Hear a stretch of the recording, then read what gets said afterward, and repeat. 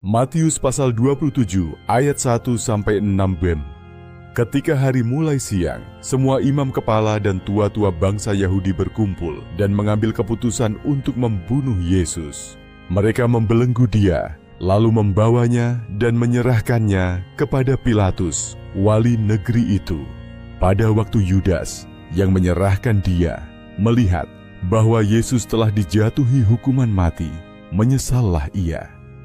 Lalu ia mengembalikan uang yang 30 perak itu kepada imam-imam kepala dan tua-tua dan berkata, "Aku telah berdosa karena menyerahkan darah orang yang tak bersalah."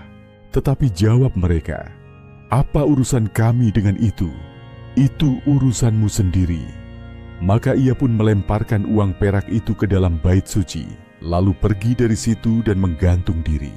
Imam-imam kepala mengambil uang perak itu dan berkata, "Tidak diperbolehkan memasukkan uang ini ke dalam peti persembahan, sebab ini uang darah." Sesudah berunding, mereka membeli dengan uang itu tanah yang disebut tanah tukang periuk untuk dijadikan tempat pekuburan orang asing. Itulah sebabnya tanah itu sampai pada hari ini disebut tanah darah.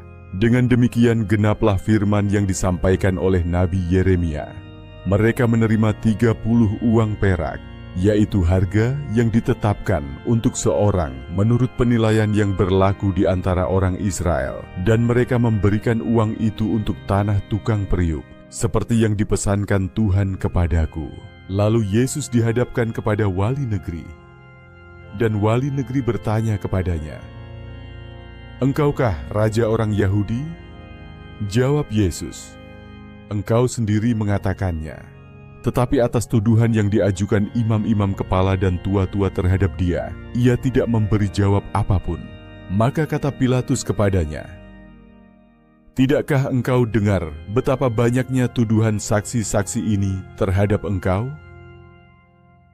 Tetapi ia tidak menjawab suatu kata pun, sehingga wali negeri itu sangat heran.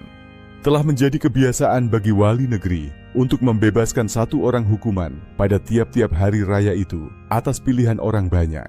Dan pada waktu itu, ada dalam penjara seorang yang terkenal kejahatannya yang bernama Yesus Barabas. Karena mereka sudah berkumpul di sana, Pilatus berkata kepada mereka, "Siapa yang kamu kehendaki kubebaskan bagimu, Yesus Barabas atau Yesus yang disebut Kristus?" Ia memang mengetahui bahwa mereka telah menyerahkan Yesus karena dengki. Ketika Pilatus sedang duduk di kursi pengadilan, istrinya mengirim pesan kepadanya, "Jangan engkau mencampuri perkara orang benar itu, sebab karena dia aku sangat menderita dalam mimpi tadi malam." Tetapi oleh hasutan imam-imam kepala dan tua-tua, orang banyak bertekad untuk meminta supaya Barabas dibebaskan dan Yesus dihukum mati. Wali negeri menjawab dan berkata kepada mereka, "Siapa di antara kedua orang itu yang kamu kehendaki kubebaskan bagimu?" Kata mereka, "Barabas." Kata Pilatus kepada mereka, "Jika begitu, apakah yang harus kuperbuat dengan Yesus yang disebut Kristus?" Mereka semua berseru, "Ia harus disalibkan," katanya. Tetapi kejahatan apakah yang telah dilakukannya? Namun mereka makin keras berteriak, "Ia harus disalibkan." Ketika Pilatus melihat bahwa segala usaha akan sia-sia, malah sudah mulai timbul kekacauan, ia mengambil air dan membasuh tangannya di hadapan orang banyak dan berkata, "Aku tidak bersalah terhadap darah orang ini, itu urusan kamu sendiri." Dan seluruh rakyat itu menjawab, "Biarlah darahnya ditanggungkan atas kami dan atas anak-anak kami." Lalu ia membebaskan Barabas bagi mereka. Tetapi Yesus disesahnya lalu diserahkannya untuk disalibkan. Kemudian serdadu-serdadu wali negeri membawa Yesus ke gedung pengadilan, lalu memanggil seluruh pasukan berkumpul sekeliling Yesus. Mereka menanggalkan pakaiannya dan mengenakan jubah ungu kepadanya. Mereka menganyam sebuah mahkota duri dan menaruhnya di atas kepalanya, lalu memberikan dia sebatang buluh di tangan kanannya. Kemudian mereka berlutut di hadapannya dan mengolok-olokkan dia, katanya, "Salam, hai Raja orang Yahudi." Mereka meludahinya dan mengambil buluh itu dan memukulkannya ke kepalanya. Sesudah mengolok-olokkan dia, mereka menanggalkan jubah itu daripadanya dan mengenakan pula pakaiannya kepadanya. Kemudian mereka membawa dia keluar untuk disalibkan. Ketika mereka berjalan keluar kota, mereka berjumpa dengan seorang dari Kirene yang bernama Simon. Orang itu mereka paksa untuk memikul salib Yesus. Maka sampailah mereka di suatu tempat yang bernama Golgota, artinya tempat tengkorak. Lalu mereka memberi dia minum anggur bercampur empedu. Setelah ia mengecapnya, ia tidak mau meminumnya. Sesudah menyalibkan, mereka membagi-bagi pakaiannya dengan membuang undi. Lalu mereka duduk di situ menjaga dia. Dan di atas kepalanya terpasang tulisan yang menyebut alasan mengapa ia dihukum. Inilah Yesus, Raja orang Yahudi. Bersama dengan dia disalibkan dua orang penyamun, seorang di sebelah kanan dan seorang di sebelah kirinya. Orang-orang yang lewat di sana menghujat dia, dan sambil menggelengkan kepala, mereka berkata, "Hai engkau yang mau merubuhkan bait suci dan mau membangunnya kembali dalam 3 hari, selamatkanlah dirimu. Jikalau engkau anak Allah, turunlah dari salib itu."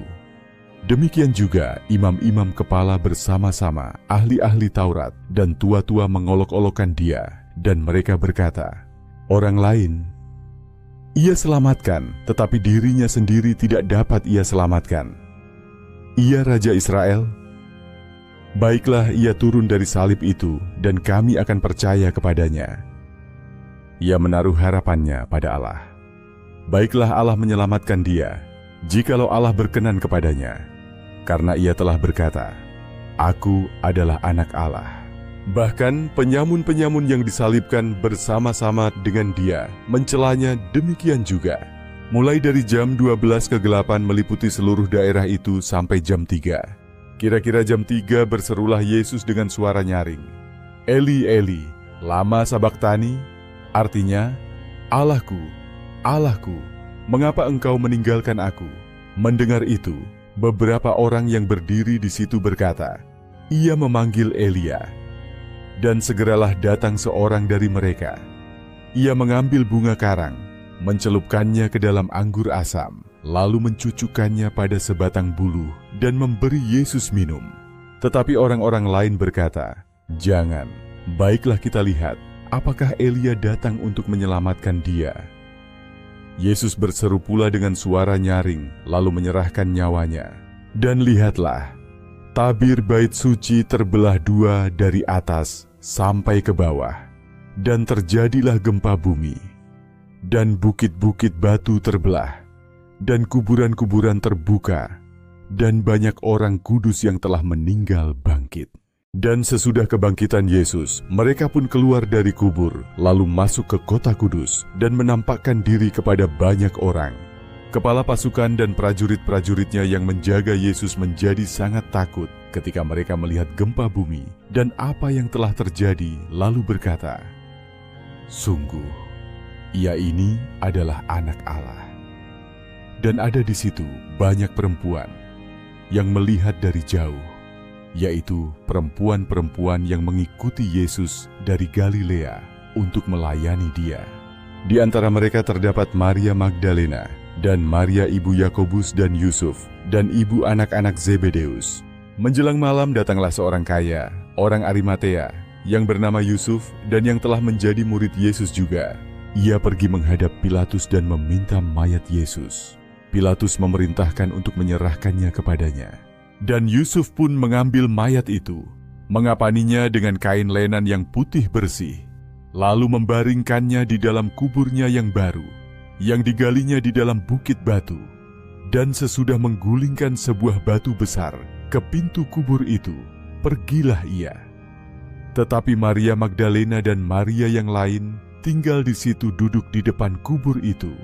Keesokan harinya, yaitu sesudah hari persiapan, datanglah imam-imam kepala dan orang-orang Farisi bersama-sama menghadap Pilatus, dan mereka berkata, "Tuan, kami ingat bahwa si penyesat itu sewaktu hidupnya berkata, 'Sesudah 3 hari aku akan bangkit.'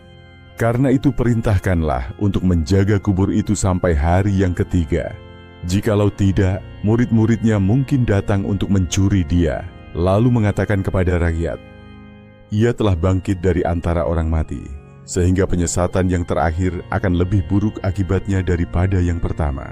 Kata Pilatus kepada mereka, ini penjaga-penjaga bagimu, pergi dan jagalah kubur itu sebaik-baiknya. Maka pergilah mereka, dan dengan bantuan penjaga-penjaga itu, mereka memeterai kubur itu dan menjaganya.